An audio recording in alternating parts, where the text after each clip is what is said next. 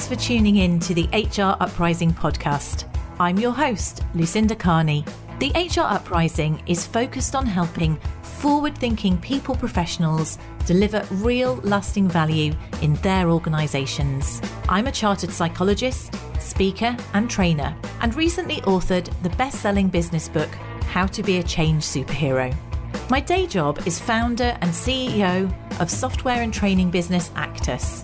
This gives me the opportunity to work with other businesses like yours. We are focused on building a better workplace for people wherever they are located, with the help of our performance, learning and talent management software and our training and consultancy services. Every week on the podcast, I will be covering different topics and challenges, joined by relevant experts and real-life people professionals. Thank you so much for tuning in. I really hope you enjoy and get value from this week's episode.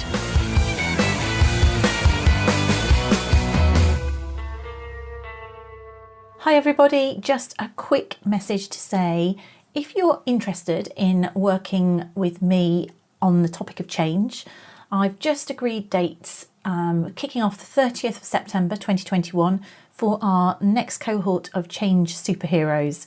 It's a really small select group we tend to work with. We have three modules, different aspects of change, and you get free 360 feedback. And I run it personally, and I really, really love running this particular training session. It tends to be HR, OD, and occasionally business professionals who are involved in change, and it's really, really practical.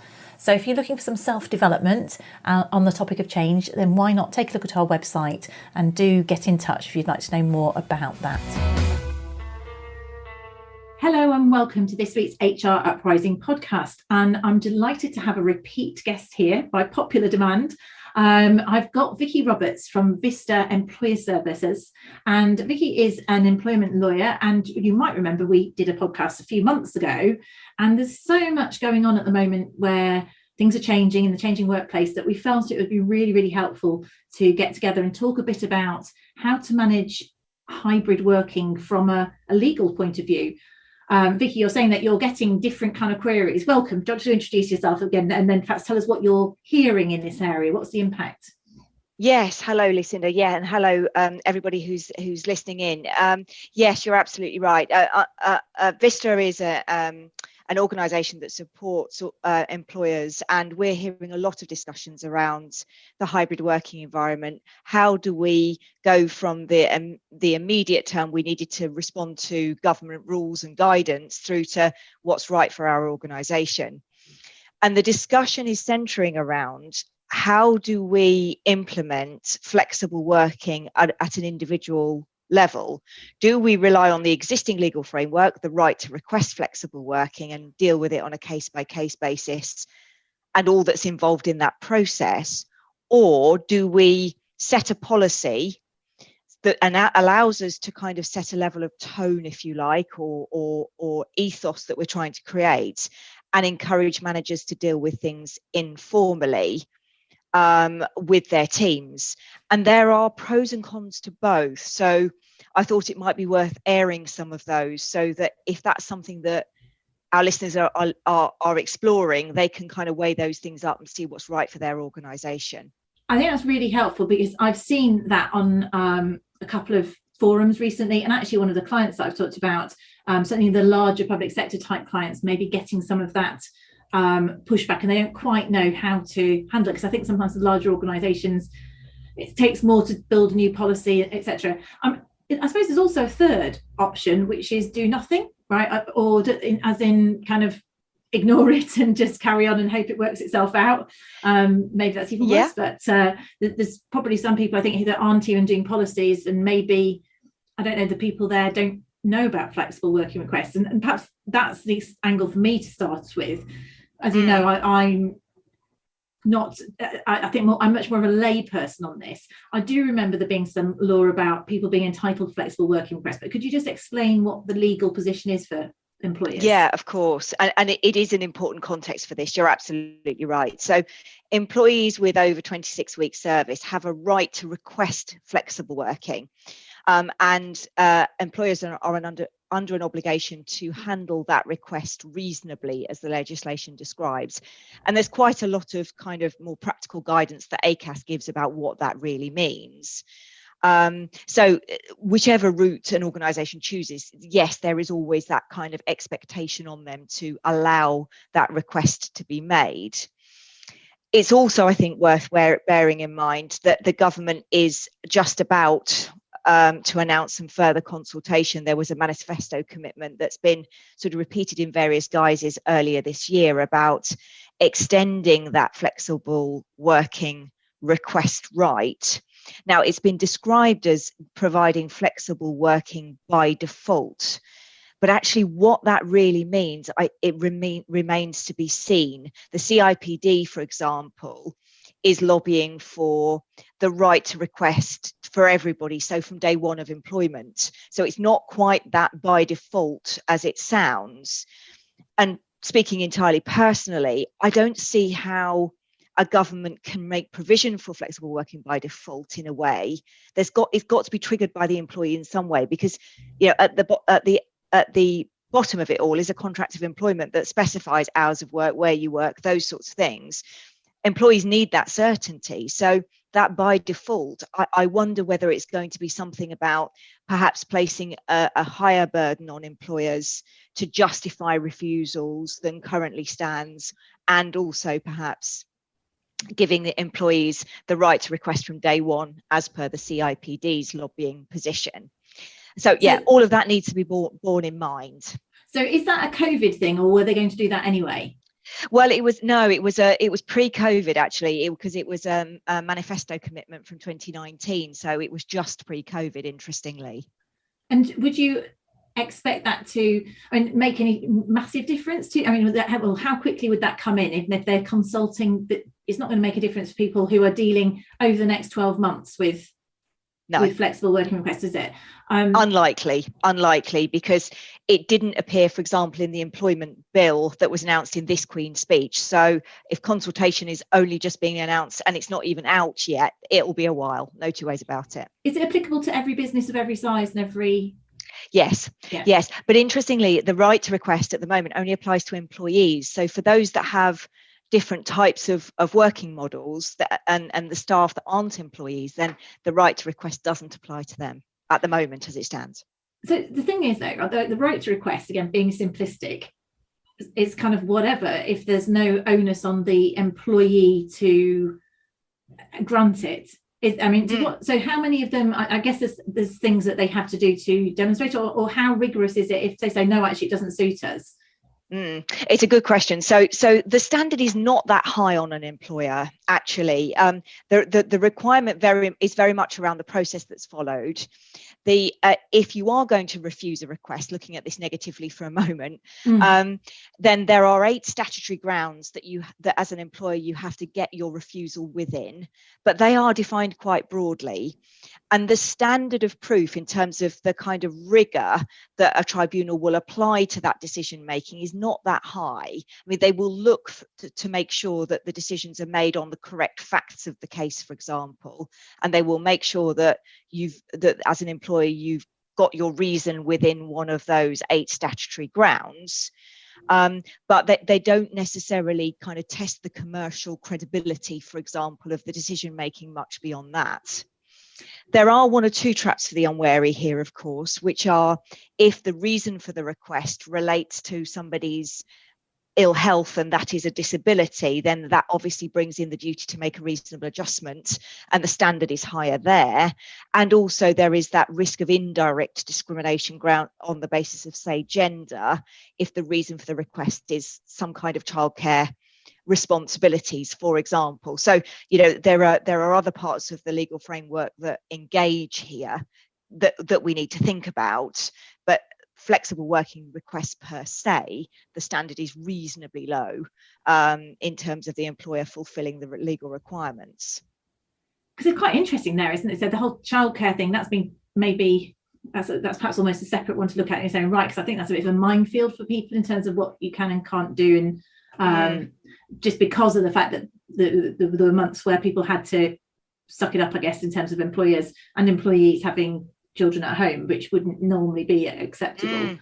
So if someone applies to have flexible working, from the point of view of the employee, you can go through these 8 points. Are they kind of quite obvious points that people would, is it worth running through them? Do you want to just run through them quickly, what they are? Yeah, of course. So they are things like the burden of additional costs. So, for example, if actually the pattern that the employee wants to work is, let's say part-time, but they need to recruit to cover full-time hours, an employer can say there's additional cost in that and we can't bear that. There's kind of quality and performance marks of this as well. So there will be a detrimental impact on the quality of the service that's being provided, or the performance, and that can include the performance of the employee as well. There can be about work organisation. So we can't reorganize the work to be covered by other people because of the pattern that's being requested, or that when the employee wants to work, there isn't sufficient work for them to do. So if they want to work outside of core hours and actually there isn't going to be the work available to them, there's that sort of thing.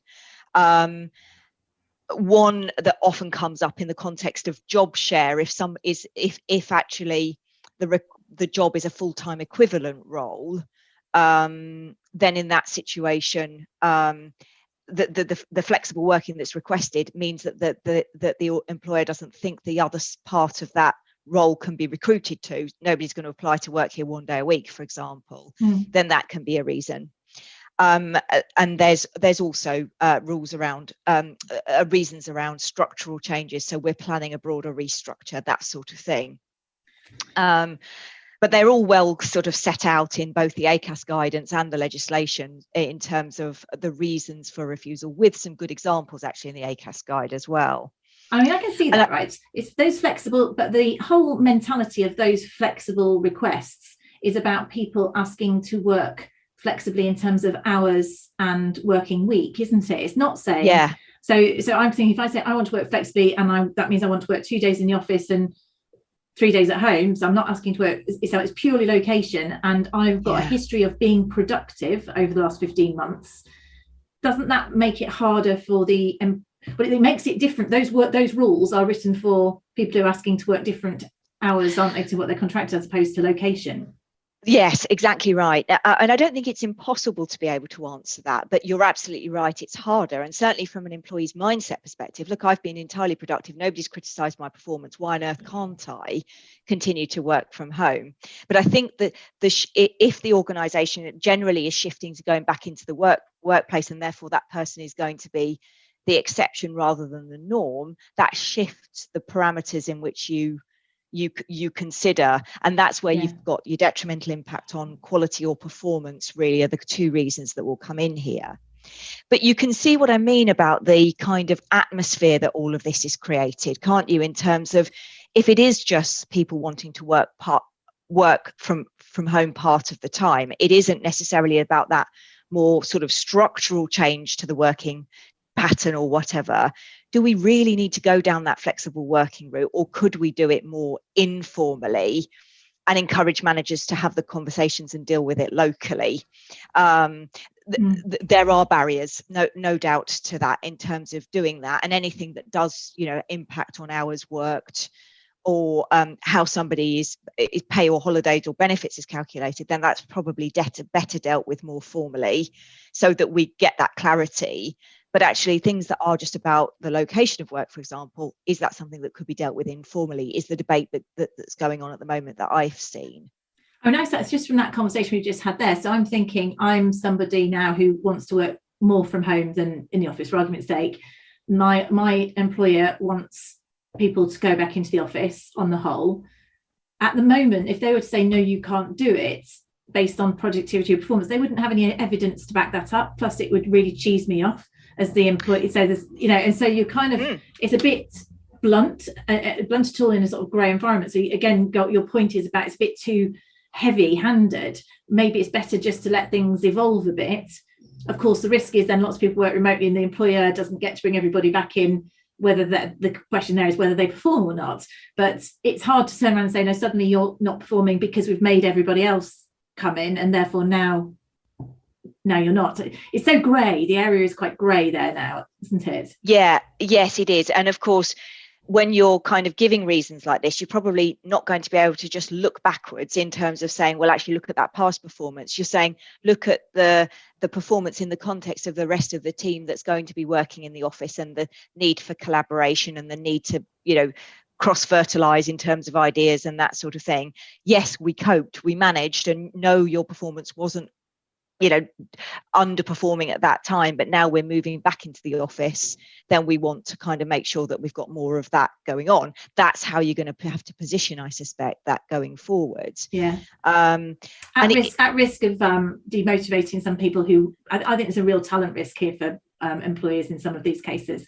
I was just doing a webinar earlier about performance and hybrid, and I was asking people as to whether or not they saw there was a change in performance remotely, and one of the comments was that they felt that the people who were naturally highly motivated and autonomous, there was no difference to their performance. They were pretty highly motivated and they were delivering to a high level, whereas the people who were a bit less autonomous, maybe needed a bit more sort of pushing anyway, they're the ones that were working less effectively. So this is just an anecdote, I can't evidence it, but this is an anecdote. But that's the interesting thing, is that the people that you're going to peeve by forcing them to come in if they want to work in a hybrid environment are the ones that probably are performing in that context. As in, they're the ones that might not want to come back. I'm not saying the people who are happily twiddling their thumbs would want to come back either, but it's just a dilemma. It's an interesting one, isn't it? But also I think there's looking at people at various points in their career, of course, because certainly those that are earlier on in their careers value very much that informal chit chat. What do you think we should do about that? How would you handle that? Who's the person to speak to here? And actually sort of there is almost a type piece. This is it, and the greater good, therefore, of the experienced people being in as well as the more junior people, sort of type thing. Yeah. And this is where the informality side of it, I think, it is something to consider, because the problem with the challenge with the flexible working route is it's a permanent change if it's granted. And so that sense of goodness knows where we're going to be feels quite a difficult decision to make at the moment. Whereas if things can be dealt with from a more informal perspective, it may be that actually we can bend and sway a little bit as we go along. I think the other benefit from the organisation's perspective is that if you set a policy and then give managers permission, if you like, to have those one-on-one discussions and set things up informally, you can set the tone a little bit more in terms of saying our expectations are that we'll see everybody at least twice a week, or I'm just making that up, but something that gives them a sense of sort of expectation setting as to what we should be aiming towards. Whereas flexible working requests in terms of any policies that talk about the statutory right are very much, you need to set out your reasons why you want to do this, and it all feels rather, formal and finger waggy and that sort of thing, because that's how the legislation is structured. Yes.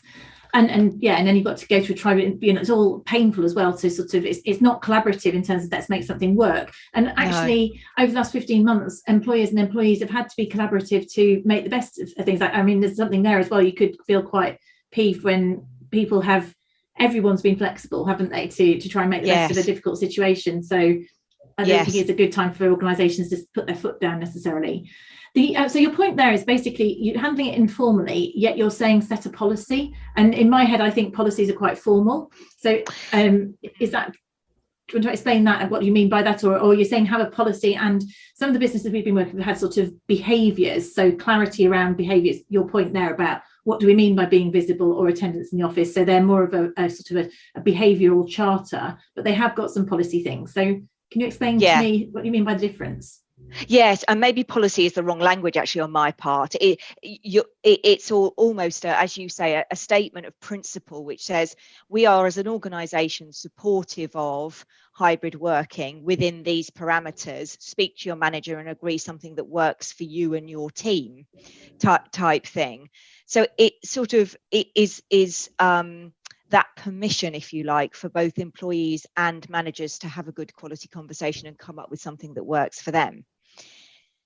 The challenge with that I've seen is that in certain organisations, unless managers feel capable to have that good quality conversation, they will they will react negatively to that flexibility in terms of being able to have that conversation. They don't know how to do it. But also I think there is a trust point here as well, which is if managers don't feel they're trusted by the organisation to actually implement something that works for them, they will shy away from doing it.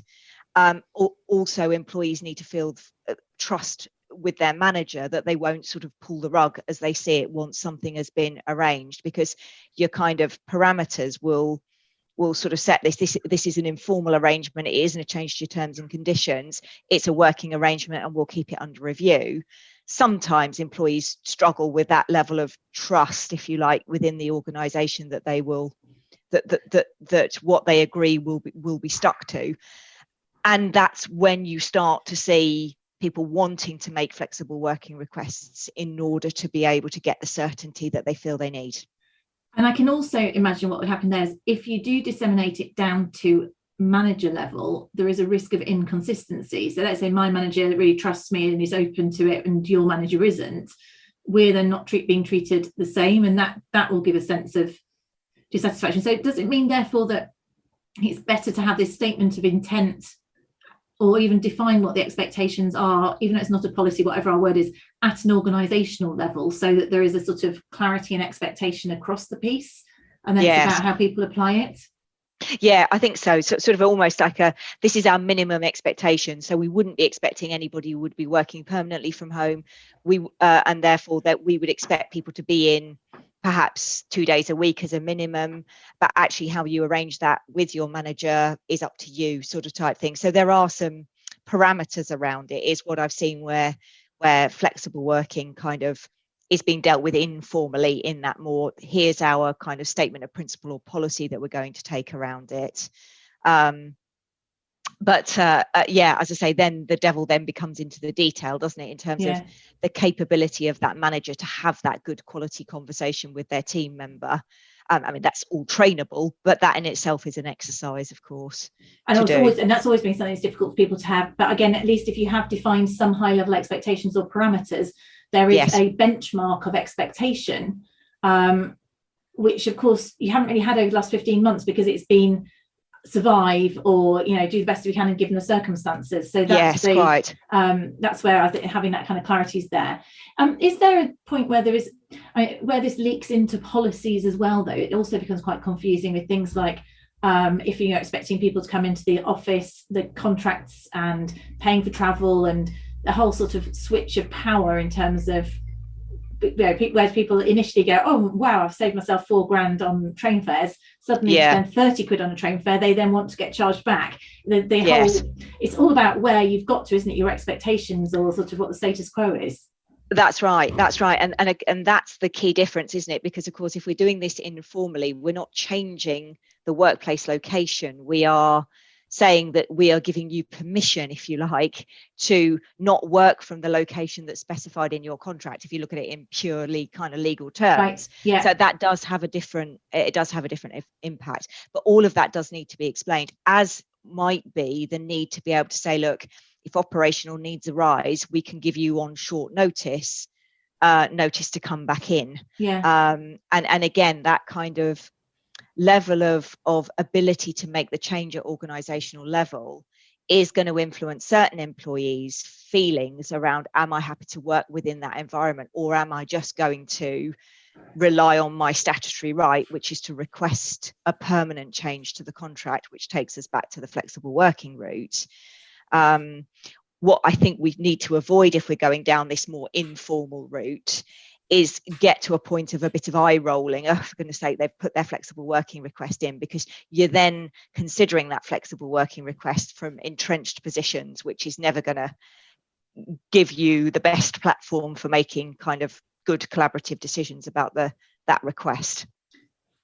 Yeah, okay, so it sounds like I think we're kind of erring towards the sort of clarity at an organisational level, but with some flexibility and some trust is probably the pragmatic way forward at the moment. I mean, I guess you don't give advice like that. You're more sort of saying what are the pros and cons of each of them. I mean, would you make recommendations? Where would you sit on terms of things?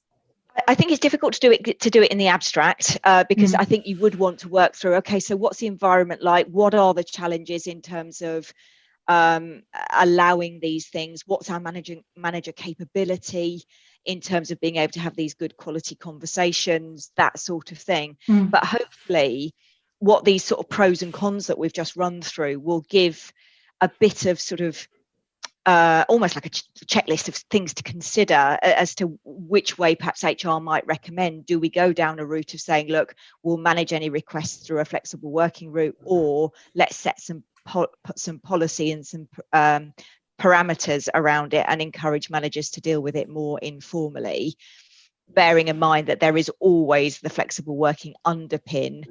And actually, we might need that if the nature of the flexible working that somebody's asking for is a change of working pattern, working hours, that sort of thing that has an impact on pay, benefits, that sort of thing, then you're better off dealing with that through a change of contract route, which of course then takes you down the flexible working route. Yeah. Oh yeah, that is an interesting one. As it goes into a different area where it's become grey, whereas somebody was telling me the other day that it's about norms people got used to, that actually, okay, if you're at home, it's fine to go and pick up your kids, fine, yeah, you're having a delayed lunch break or whatever, and the whole high trust thing, but actually it's not okay if they're little kids for them to be still kicking around, or is it okay? It depends on your environment, for you to then pick up work from 5 till 7 in the evening. I guess that does depend on a situation by situation, because if you are also someone who's expected to get on a call to Australia or America at any time of the day or night, then, but that is so horses for courses, it's almost role by role, isn't it? And certainly business by business. And I think you raise a really interesting point here, because one of the benefits of the flexible working process is that it facilitates that good quality conversation. Yeah. Because the employee is required to kind of put together what they are looking for and what the ACAS guide sort of talks about, lay out what they think the implications of the business are. There's a good platform to have that conversation to say, help me understand how you'd manage if that X, Y, and Z happened. So when you are equipping managers to have the conversation informally, it would be good to start helping them explore those conversations, good quality, questioning techniques, I guess, in a way, to be able to work through. So we've still got as good quality decisions being made, but you just don't have the downsides of the formal process. You still want as good quality a decision being made. It's all getting to clarity, isn't it? It's talking about it sufficiently that you're not kind of both assuming something. Because I always thought when, underperformance, I would say one of the main reasons is to be different perceptions of something. It's a lack of clarity, a lack of shared clarity. So if you discuss these things and nail them down, go, is that okay or isn't that okay? It's okay in these circumstances, not in other circumstances. Then you do reduce chances of it becoming a real issue, which is an informal route, but it requires great communication and documentation and on openness and honesty. That's it. And I think the other thing, just to add to that as well, is if you are going to go down the informal route, make sure that, because this policy almost by definition is, or parameters, whatever we're going to call it is by definition new into the organisation, encourage managers to almost go through it line by line with their team members, and so that they can see what the implications of that are. So if there's a line in that policy document that says, we may need to call you in at short notice, that's been drawn to their attention, so that you don't get that I didn't realise at the point in which it needs to be used. So it does go back to having something, whether it's a policy or a kind of set of some sort of principles that you can at least draw back on and have that conversation about in terms of expectation management. Brilliant. Okay, that's really useful. Thank you, Vicky. This is a nice little summary that this PowerPoint, haven't you? Are you okay for me to put a link to it either on your website or our website for people to be able to download it? Absolutely, absolutely. So it just gives you the pros and cons of both. I'll get you a link to our website, of course, and then we'll send it from the page, and they can go to it and download it from there. Fantastic. Most definitely.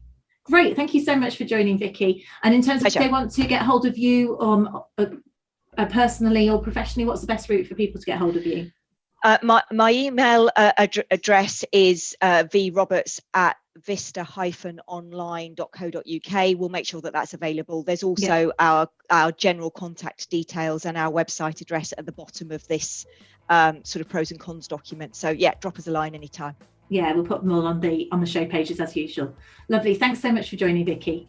A pleasure. I really hope you found this week's episode useful and enjoyable.